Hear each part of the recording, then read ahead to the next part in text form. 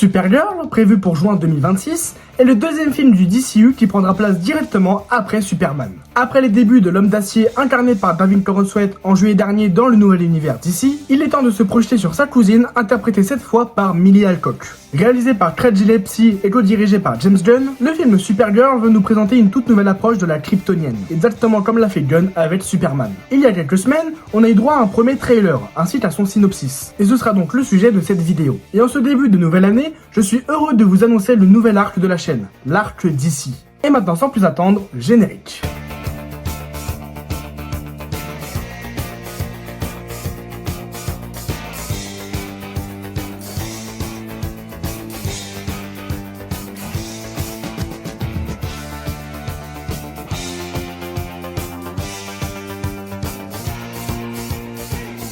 Avant de commencer cette vidéo, je tenais à vous souhaiter une bonne année 2026. Cette année marque un tournant pour la chaîne, car en plus de Marvel, on va faire du DC et d'autres choses. Donc j'espère que vous avez passé de bonnes fêtes et que vous apprécierez mes futures vidéos. L'objectif pour cette année est d'atteindre les 1000 abonnés. Ce serait quand même plutôt pas mal. Et maintenant, sans plus attendre, je vous laisse avec la vidéo.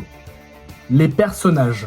Tout d'abord, nous retrouvons Millie Alcock dans le rôle de Kara Zor-El, alias Supergirl. Et je pense qu'on est sur un casting parfait pour interpréter la super-héroïne. Ensuite, David Corenswet fera son retour en tant que Clark Kent, alias Superman. C'est Millie Alcock qui l'a confirmé elle-même, il sera de retour dans son film. Ils ont tourné 2 scènes ensemble, dont une où il parle entièrement en kryptonien. Et cette scène dure approximativement 2 minutes. Ensuite, nous retrouvons le tant attendu Jason Momoa dans le rôle de Lobo. Dans le DCEU, Jason Momoa incarnait Aquaman. Dans le DCU, il incarne Lobo. Lobo, c'est un chasseur de primes extraterrestre extrêmement violent. Il est vulgaire et incontrôlable. Il vient de la planète Zarnia, qu'il a lui-même détruite, en tuant toute son espèce, simplement pour prouver qu'il était le plus fort. Il en est fier et ne ressent aucun remords. Lobo possède une force immense, une grande résistance et une régénération extrêmement rapide. Il est presque impossible à tuer. Il aime le combat, le chaos, l'alcool et la baston, et il ne respecte aucune règle morale. Il travaille uniquement pour l'argent ou pour le plaisir de se battre. Et contrairement aux héros, Lobo n'est ni gentil ni protecteur. Mais il peut parfois aider les héros comme Superman ou Supergirl. Mais seulement si cela sert ses intérêts. Il n'a aucune loyauté sauf envers lui-même et son code personnel très tordu. En résumé, Lobo est un anti-héros brutal et excessif, créé pour parodier les personnages ultra-violents. Un personnage volontairement choquant, drôle et dangereux qui apporte souvent un ton provocateur et décalé aux histoires d'ici. Ensuite, nous avons Matthias Schoenaerts qui incarne Crème et qui sera donc l'antagoniste du film.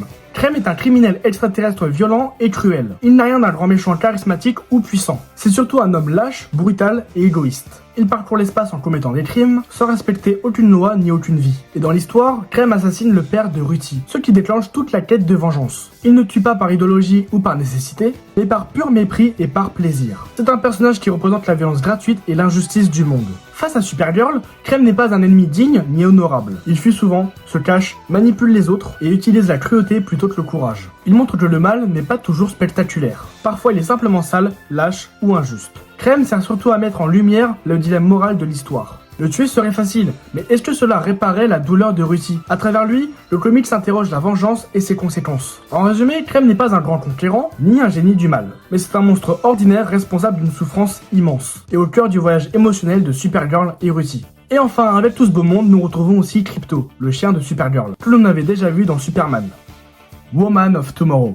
Pour ceux qui ne le sauraient pas, le film devait initialement s'intituler Supergirl Woman of Tomorrow, exactement comme Superman devait s'intituler Superman Legacy. Et James Gunn s'est finalement ravisé et a opté pour une approche plus simple. Cependant, le film Supergirl adapte toujours le comics Woman of Tomorrow. Et donc pour comprendre un peu plus le film, il faut se tourner sur le comics. Supergirl Woman of Tomorrow raconte un moment important de la vie de Kara Zor-El. Au début de l'histoire, Kara a 21 ans et se sent perdue. Contrairement à Superman, elle se souvient très bien de la destruction de sa planète Krypton. Elle a vu son monde mourir, et ce souvenir la rend triste, en colère et solitaire. Elle a l'impression de ne plus savoir quelle est sa place dans l'univers. Pour échapper à ce malaise, Kara quitte la Terre et voyage dans l'espace. C'est durant ce voyage qu'elle rencontre Ruthie, une jeune fille dont le père a été assassiné par un criminel nommé Crème. Ruthie veut se venger et demander à Kara de l'aider à retrouver et tuer cet homme. Kara accepte de l'accompagner. Ensemble, elles traversent différentes planètes pour poursuivre Crème. Le voyage est long et dangereux. Supergirl se bat souvent, est blessée, emprisonnée et parfois vaincue. Elle n'est pas montrée comme une héroïne parfaite, mais comme quelqu'un qui souffre et doute. Tout au long de l'histoire, Supergirl hésite. Elle comprend la douleur de Ruthie, mais elle se demande si la vengeance est vraiment la bonne solution. Elle tente d'empêcher la jeune fille de devenir quelqu'un consumé par la haine, tout en étant elle-même confrontée à sa propre colère. L'histoire est racontée par Ruthie, devenue adulte, qui se souvient de cette aventure comme d'une légende marquante de sa jeunesse. À la fin, Kara n'efface pas sa douleur, mais elle accepte son passé et comprend que, malgré ses blessures, elle peut continuer à être une héroïne et à faire le bien. Ce comics montre une Supergirl humaine, fragile, mais surtout courageuse, et raconte un voyage à la fois physique et émotionnel, centré sur le deuil, la colère et le choix entre vengeance et justice. Une approche décalée. Suite au premier trailer, Craig Gillespie, le réalisateur du film, a dévoilé certaines choses. Tout d'abord, il a dit que c'est vraiment une histoire d'anti-héroïne. Supergirl arrive avec beaucoup de bagages et de démons, ce qui est très différent de l'endroit où se trouve Superman dans sa vie.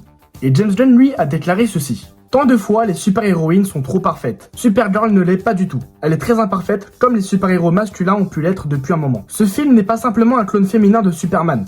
C'est quelque chose d'entièrement à part, avec un personnage qui mérite tout autant ce traitement. Et puis, on le sait, le film Supergirl devrait être plus violent que Superman, tout comme le comics éponyme. Là où Superman représentait surtout la bonté de l'homme d'acier, Supergirl mettra en avant son côté totalement déjanté. Et pour ce qui est du synopsis du film, le voici.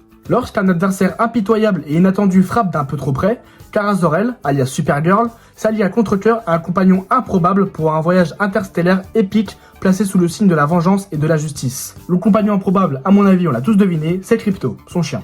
Donc avec le synopsis, on comprend bien que ça va reprendre dans les grandes lignes le comics Woman of Tomorrow. De toute façon, c'était l'idée de base. Ensuite, nous avons d'autres détails sur le film. Le montage du film n'est pas encore terminé, mais actuellement, il dure moins de 2 heures. Et James Gunn déclare aussi que Supergirl pourrait être plus sombre et plus pesant que les Gardiens de la Galaxie 3. Et de toute façon, on le voit bien au trailer, mais Gunn l'a dit lui-même, Supergirl aura une approche similaire à celle des Gardiens de la Galaxie. En tout cas, ce premier trailer plutôt sympathique nous promet beaucoup de choses. Un film mêlant émotion, humour et action, sur une super-héroïne qui a totalement envie de profiter de sa vie. Et elle le dit elle-même, là où Superman voit le bon en chacun des gens, Supergirl, elle, voit la vérité. Et je pense que la plupart d'entre vous ont cerné le personnage à la fin du film Superman, là où elle fait une petite apparition.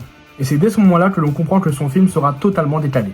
Et donc voilà, c'est la fin de cette vidéo, j'espère qu'elle vous aura plu. Comme je l'ai dit, Supergirl est prévue pour le 23 juin 2026. Personnellement, j'ai bien aimé Superman et j'en attends beaucoup de ce deuxième film. Le nouveau DCU entre en marche et j'ai hâte de voir tout ça et de voir qu'est-ce que Gunn va nous proposer à l'avenir. Actuellement, Supergirl est en phase de reshoot et donc on peut s'attendre à ce qu'on ait de nouvelles informations dans les prochaines semaines. En tout cas, si cette vidéo vous a plu, n'hésitez pas à vous abonner, liker, partager, activer la cloche pour être au courant des prochaines vidéos. Dites-moi si vous êtes hypé par le film et moi je vous dis à la prochaine.